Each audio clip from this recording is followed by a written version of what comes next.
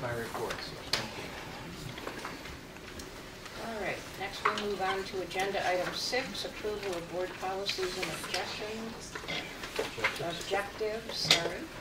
This is the second reading of the International Education Resolution. Can I have a motion, please? So, Second?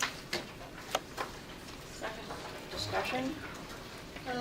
Just a couple of comments. I know this is on the second reading, and I think it's wonderful that we're doing this international education resolution. I'm thinking it's partly because we're applying for the grant from the education area.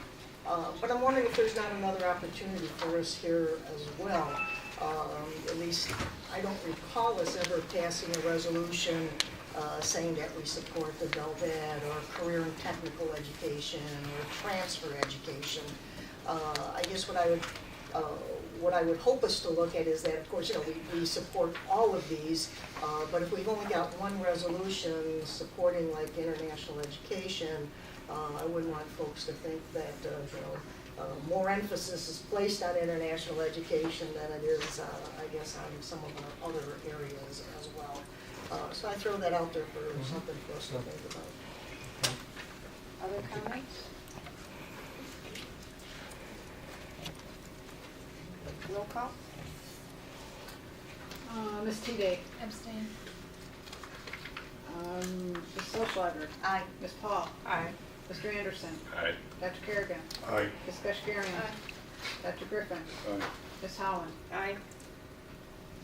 Moving on to item number 7, approval of financials. I'd like to take all of 7.1, 7.2, and 7.3 together. It's authorizing the budget transfer, authorizing the budget hearing and notice to publish, and approval of the treasurer's bond. May I have a motion? So moved. Second? Second. Second. Discussion? And again, I would just reiterate what's been said earlier, that congratulations to Dr. Gage and Mr. O'Gazy and his staff for the great job they've done on this. It's been a tough year, and they did some really good things, and thank you very much. Other discussion? Roll call? Ms. Teague. Abstain. Ms. Solschlager. Aye. Ms. Paul. Aye. Mr. Anderson. Aye. Dr. Kerrigan. Aye. Ms. Kashgarian. Aye. Dr. Griffin. Ms. Howland. Aye. Moving on to approval of purchasing biddable items, I'd like to take 8.11, 8.12, and 8.13 together. One is the fall credit class schedule, the others are for furniture for classrooms. May I have a motion, please? So moved. Second? Second. Discussion? Discussion, question, is somebody going to explain it? Is this the last year for the general mailing of Thank the you, fall Jean. brochure? Yeah, thank you, Jean. And the WPDI? Right. Why don't we explain that first item, Evelyn? We had the same question, that was my note too. Okay. There'll be one more of what we're seeing in process internally in the college community, but so far the consensus is our plan is to move forward with it. This would be the last of the current format of the credit class schedule that is distributed throughout the district. We would be replacing that, the proposal is, with a more marketing-oriented piece, and we'd save about, I think, $125,000 in printing and postage cost once it's done for the whole year. And what we would do is time this other marketing piece to the start of registration, and it would be much more, just promoting, going online to register now that we have the improved website that would be available as well. And it would and then we would monitor that over time and see if we still would even need that down the line. But in terms of, this is modeling Eldred and I believe Joliet are doing something, Well, yeah, we looked at some best practices, Harper, DuPage, others. They've abandoned the sending out the traditional class schedule, and of course, while we were doing this, every now and then I ask a student if they look at those, and of course they say that they don't. And so Evelyn's really been going through the college and with exec staff and talking through it with us, and then went to the faculty senate to talk that through. And so really you're seeing kind of the last bid for that full paper schedule, and we'll be phasing it out and replacing it with more frequent and shorter advertisements and marketing. Okay, well, the other question is about the WPDI brochure, because that costs even more than. No, the that's class- for 3, Okay, that's for 3 different, yes, actually it's 6 pieces. okay, but And- the bid is more, It's so. more, but it's for the whole year, and that is not sent to the whole district. We, several years ago, changed that to, we did a postal carrier route analysis of their best customers, and it only goes to their best customer base, so the run is much lower. Do we ever do any kind of analysis to see whether, to see what kind of yield we get from this expenditure? To see, like, do you find out from people when they actually enroll in these programs, how they learned about it, you know, what they, whether they learned about it from these brochures or from online or from word of mouth or from the company or? Well, we haven't done that exactly, but this is based on, through the non-credit associations that the non-credit part of the college belongs to. This is a common practice. It is my understanding the other schools that have abolished mailing, the credit schedule still do the non-credit mailing. It's a different market. But again, it's not to the whole district. And we can take a further look as well at that. We have done, what we've done for them, we do this mailing and we do some newspaper insert advertising as well. Gene, I'll check to see. Yeah. I think they may Yeah. collect that information Yeah. about where people come from. I will say Yeah, I that, would think they might. yeah, I will say that this is an important part of their marketing efforts, and for some of these, particularly in the personal enrichment area, it's programs for maybe older adults who may not always be accessing the programs. The junior high. Yeah. But you know, we'll Youth programs are all on yeah, it's a good question. We'll check to see that they're, getting the feedback, and we'll get back to you. Just wondering that, I have a you're getting the question. bang for your buck. I have a question on the bidding process, David.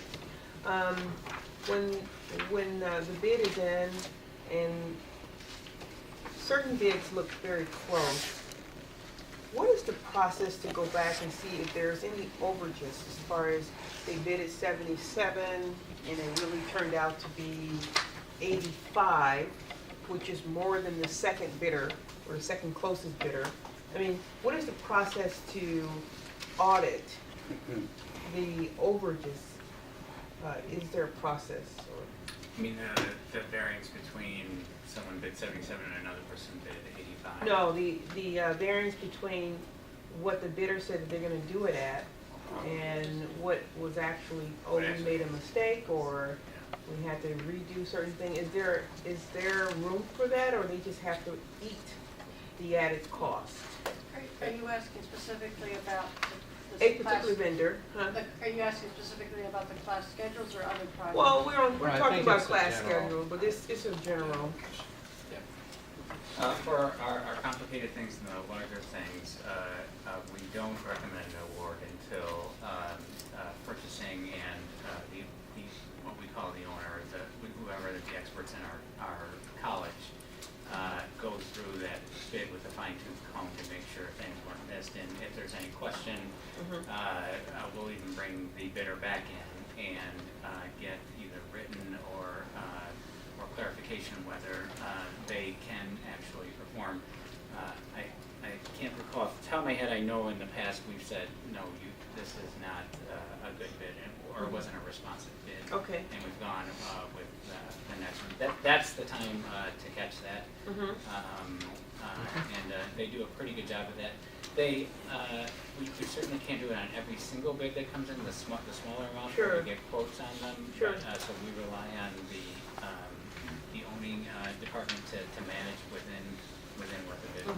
And Evelyn, what's been your experience with the bids? for The your- printing, they match They match those bids. If it goes over, it's because we made a mistake. So that if there was there was an error and they had to replace something, but But that if just it's their doesn't error, happen. they're eating it. They're eating, yeah. It comes in at what they bid. Okay.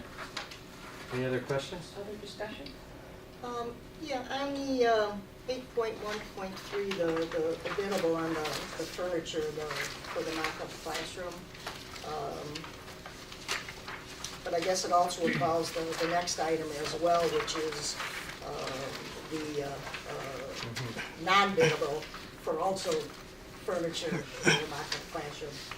Is there a reason one's biddable, one's not? I mean, I know that the non-biddable, we've got through the purchasing consortium, but then the other one isn't. Can you explain what we're doing here? Yeah, and I'm glad you gave me the opportunity to talk about this because we tried to do something a little forward looking here so that the faculty have the ability and our students to test different types of furniture in these mock-ups. So rather than just say, here we want chairs and tables, we want to look at vendors and at the same time look at the type of service that they provide. Because these are commodities, we had to stipulate those specific commodities.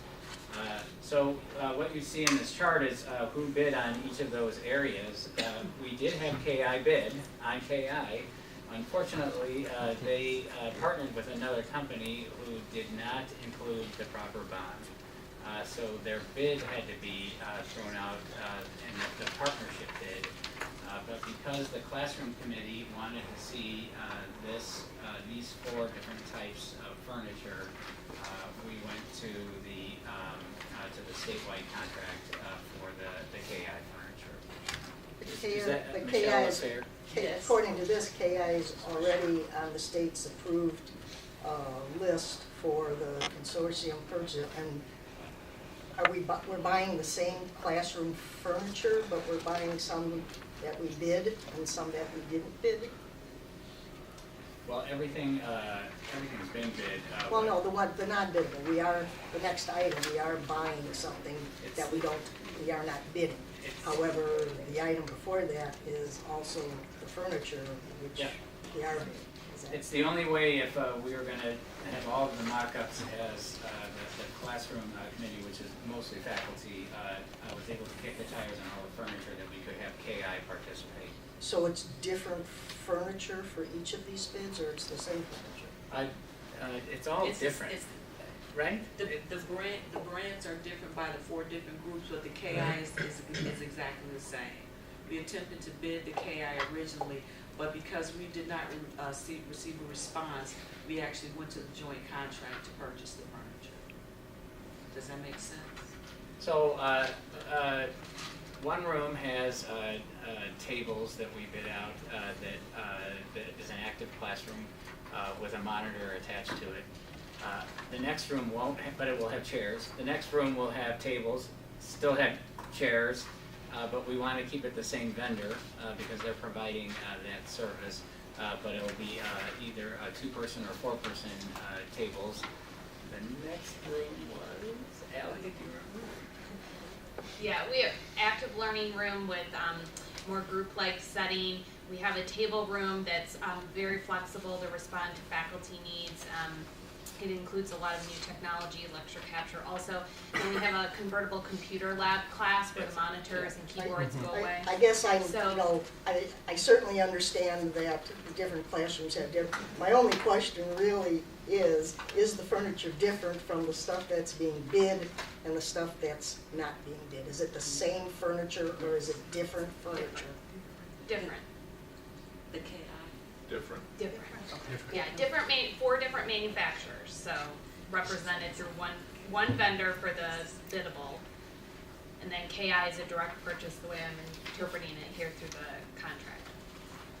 And just to clarify, the motion that we have seconded on the table right now, we're only approving agenda items that were biddable, 811, 812, 813.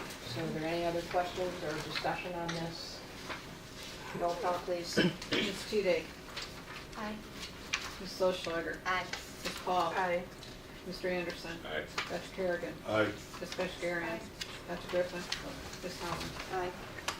The non-biddable items, 821 and 822, may I have a motion, please? So moved. Second. Second. Any discussion? Roll call. Ms. Tude. Mrs. Solschlager. Aye. Ms. Paul. Aye. Mr. Anderson. Aye. Dr. Kerrigan. Aye. Ms. Kashgarian. Dr. Griffin. Ms. Holland? Aye.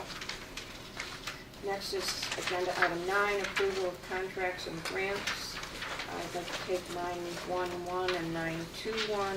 One is the Illinois Emergency Management Agency grant, and the other is the Department of Commerce and Economic Affairs Small Business Development Grant. May I have a motion, please?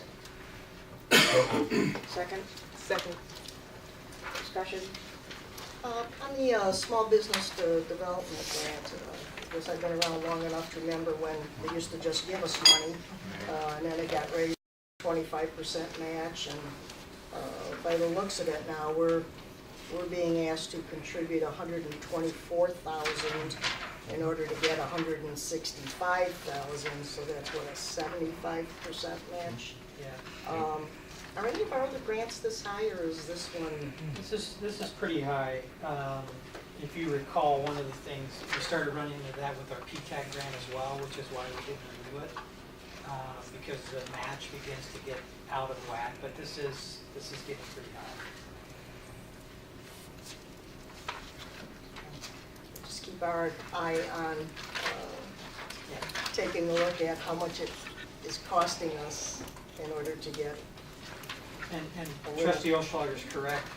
Years and years ago, this used to be about 25%, and then it went to 50, and then as personnel costs go up, the rate stays the same, so our match is Any other comments? Roll call, please. Ms. Teague? Abstain. Mrs. Oschlager? Aye. Ms. Paul? Aye. Mr. Anderson? Aye. Dr. Kerrigan? Aye. Ms. Seskarian? Aye. Dr. Griffin? Aye. Ms. Howard? Aye. 9.3, approval of law enforcement mutual aid agreement. May I have a motion, please? So moved. Second? Second. Discussion? Just, is there any cost to this? Any cost attached to it? Roll call? Ms. Teague? Aye. Mrs. Oschlager? Aye. Ms. Paul? Aye. Mr. Anderson? Aye. Dr. Kerrigan? Aye. Ms. Seskarian? Dr. Griffin? Aye. Ms. Howard? Aye.